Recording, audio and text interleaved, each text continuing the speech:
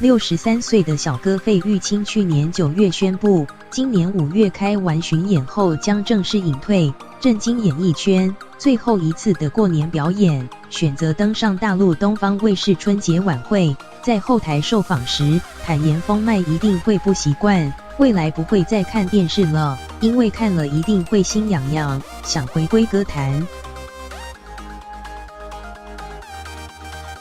歌手费玉清，其实隐退这个想法，这几年我就一直有了。你该有的，你曾经都得到过，不管很多奖项，丰富的你，因为歌唱去了这么多地方，认识了这么多的知音，应该也是满足了。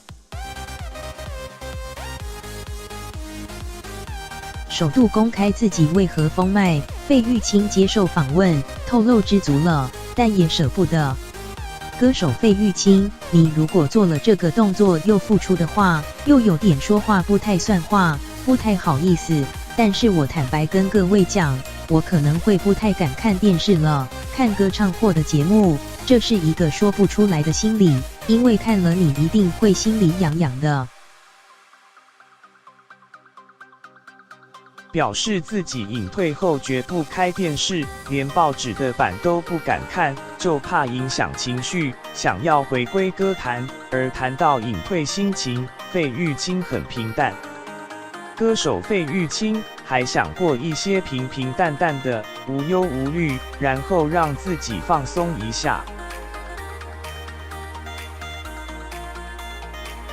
最后一次过年表演，费玉清选择登上大陆东方卫视春节晚会。相声演员张云雷，我从小听他费玉清的歌长大的，一剪梅，还有他的凤凰于飞、天上人间。费玉清穿着格子西装，与当红的大陆相声演员张云雷跨界合作。今年最后的8场告别演唱会将在2月及5月演出。